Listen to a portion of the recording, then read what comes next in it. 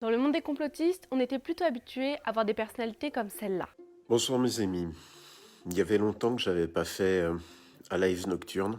N'est-ce pas le début d'une guerre bactériologique? Mais depuis quelque temps, on voit apparaître de nouvelles têtes. Pour moi, la fin des temps, elle arrive très rapidement. Là. Je pense qu'on est dans la dernière prophétie. Pour moi, c'est une opération qui est organisée par des groupes financiers internationaux. Si les têtes sont nouvelles, les messages restent les mêmes. On décrypte ensemble ce phénomène. Le vaccin a été créé, j'ai le brevet. Ça les arrange aussi. L'état d'urgence sanitaire. Le vaccin existe. Au moment.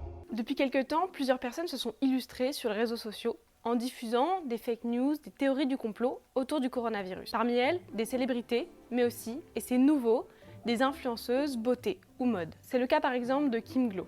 Kim Glo, c'est une candidate à plusieurs émissions de télé-réalité et elle affirme ceci. Mon lucidité, là, quand j'y pense, mais c'est une évidence en fait. La planète est surpeuplée, ça va mal. Dans son éclair de lucidité, elle compare le coronavirus au camp de concentration. Donc ils ont créé ce virus pour que les plus faibles y crèvent. C'est une sorte de camp de concentration. Ben voilà, en gros, là, c'est une guerre pour les plus faibles. Habituellement, sur Snapchat, Kim Glo, elle met en avant des produits sponsorisés.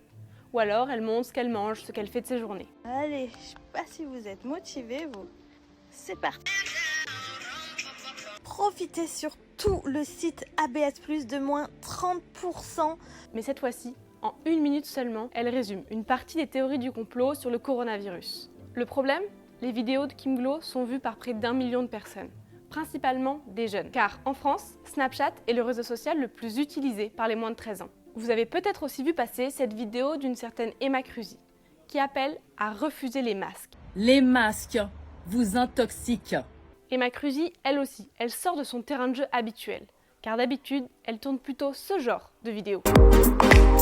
Salut les filles. Ok, chose promise, chose due, on va se remonter le moral aujourd'hui. Ces deux jeunes femmes, elles sont loin d'être seules. Comme elles, plusieurs personnalités sont sorties de leur sphère habituelle pour diffuser des fausses informations sur le coronavirus. Mais alors, pourquoi ces célébrités, ces influenceuses décident tout à coup d'aborder ces sujets-là? C'est en partie dû à un effet bien connu en psychologie, l'effet Dunning-Kruger. Son principe, moins vous en savez sur un sujet, plus vous avez l'impression d'être un expert. On a un sentiment de compétence qui excède beaucoup notre compétence réelle. Moins on a de compétences dans un sujet, plus on a tendance à surévaluer nos compétences. C'est-à-dire, si je suis pas très bon pianiste, je vais croire que je suis meilleur que ce que je suis vraiment. Et paradoxalement, si je suis relativement bon, j'ai tendance un peu à sous-estimer. Cette impression d'être un expert dès qu'on s'intéresse à une question, cette illusion de la connaissance, c'est par exemple lorsque Kim Glo nous parle d'un éclair de lucidité. Ou encore Emma Cruzy qui dit qu'elle est informée. Je refuse d'être testée. Parce que je suis informée sur le sujet.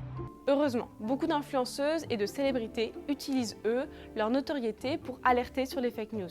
Alors, il faut rester prudent sur les réseaux sociaux, mais surtout, ce n'est pas parce qu'une personne est influente et a une grande audience sur les réseaux sociaux qu'il faut forcément donner du crédit à ce qu'elle nous dit.